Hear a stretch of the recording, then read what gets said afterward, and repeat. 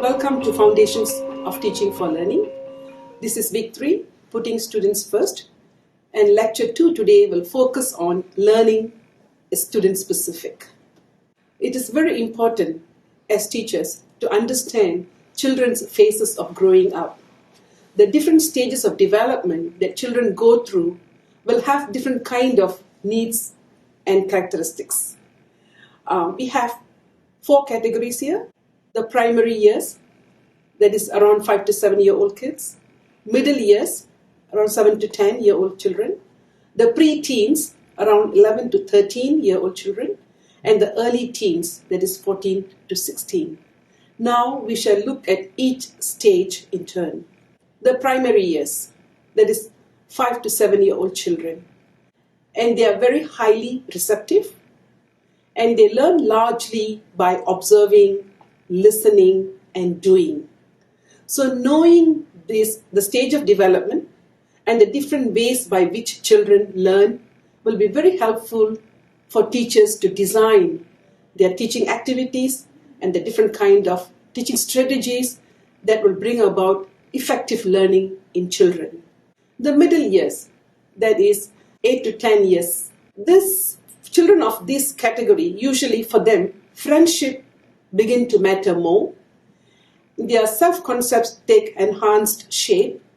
They're keen to copy and make friends with others, eager to answer questions, personal interests and hobbies develop, expect appreciation of their ideas. So what does this mean to a teacher? For example, they are eager to answer questions.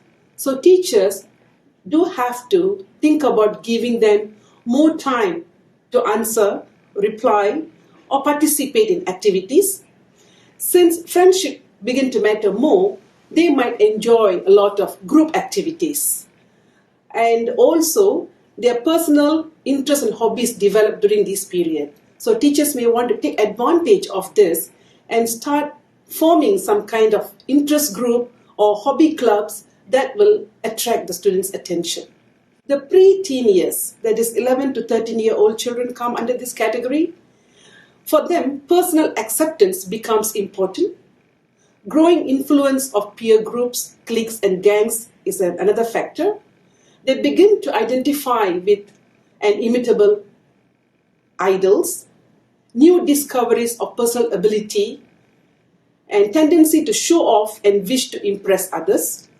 They seek independence and test out new levels, boundaries, and behaviors. One example that I may want to raise here is with regard to imitating idols. At this stage, they love to identify themselves with some big names, idols, icons. So teachers may want to draw the attention of the students to some idols, maybe musical figures, or some artists, or some actors, or some maybe football players, and to start relating their teaching and assignments with this kind of background will be helpful. And they also like to work in groups. Peer groups are important for them. So put them in more group activities, and that will also bring about fruitful benefits for the children in the class. And they also like to test out new levels and boundaries, as I said earlier. Maybe project-based assignments which will allow them to go out and discover things, explore some new ideas, might be very helpful at this point. The early teenage years, that is between 14 and 16 year old children. At this point, children have heightened self-consciousness.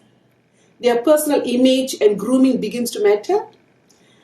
And their heightened sexual awareness, excitement over little truths. Learning assumes new dimensions at this point, and they like to make choices in their actions, and the relationship become more important at this point. So they also tend to be start to question a lot and resist authority. So what does this mean to a teacher? So children of this category, teacher may want to think about giving them a lot of independence and trusting them in their work, and let them begin to explore new ideas that will make them like an adult. And all these things that we spoke about, especially the stages of development, is one aspect on the learning process of the children. And there are also other factors that definitely influence their learning. Other than age, we have the home environment. What kind of home that children come from matters a lot for the teacher to think about. And the living environment, that is an extension of the home environment. What do they have? Where do they come from? Matters. And the socioeconomic status is another factor, as we know. How parents from some backgrounds are able to help the children with their homework as compared to some parents who are not able to help. So teachers may have to focus on this aspect. And we all know that gender matters too. Boys and girls, although they sit in the same class, they don't really learn the same way. Boys are more active and look for more exploratory kind of homework or assignment as compared to girls. So teachers may want to pay attention to this aspect. Culture matters. And as I said earlier about Tracton and Roadwood community that studied by Shirley Bryce Heath, very clearly indicates that people coming from different culture, they behave in different manner and they understand things differently. Even in your own class, you may have a bunch of international students sitting in the class and they all are different. They come from different backgrounds. So teachers may want to see how they could capitalize on what they bring with them. And students also come with different kind of learning abilities and their learning style also differs. Talking about learning styles, we have this visual, auditory, kinesthetic, and tactile. And you may want to ask yourself right now, which kind of mode helps you learn better? Is it visual? You're looking at the slides right now. You're also listening to me, that's auditory. Or you're also going to do some activities, kinesthetic and tactile. So you may ask yourself, which one suits you the best? So in the same way, children in your class too learn a lot via different modes. And it is very important for teachers to pay attention to these learning modes or the styles. According to research, 40% learners tend to be kinesthetic and tactile, 35% visual, and only 25% is auditory. So what does this mean to us as teachers? So children like to learn by doing. So activities are very important, and visual, seeing, looking at illustrations, images, or maybe video clippings is going to be very helpful. And it's also said that retention of learning is highest in kinesthetic and tactile and lowest in auditory. Learners demonstrate actually all three learning styles, but tend to be dominant in one, lose concentration and interest in the weaker ones. So curriculum planning, teaching activities, we need to provide for all these different learning styles. Children in general, take a look at this slide here in front of you and see to what extent this is true in your case. From your experience, do you agree that children absorb everything around them? Children are curious, spontaneous, and inquisitive. They love surprises and appreciate goodness.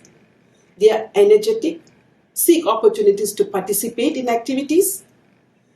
They like to think and reason differently than adults. They are sensitive to logical and emotional appeals. They have natural inclination to know and learn. They have relatively short spells of concentration, enjoy cheerfulness, fun and play, are motivated and spirited to win, get into the habit of collecting things, hobby, tend to be sensitive to criticisms. Is this true in your case? And the implications are very great for teachers in terms of preparing for the right kind of teaching, learning processes. Now we have come to the final part of this lesson. There's a think, pair, and share. Think about what does it mean for your teaching. What do you already know about children and young people's development, their likes and dislikes, anxieties and desires, learning and learning differences, intelligence, ability and learning difficulties. And how do you take account of them in your classroom? Think about this, discuss with a colleague, and discover many more things about children and their learning stages. Thank you very much. See you in next lesson.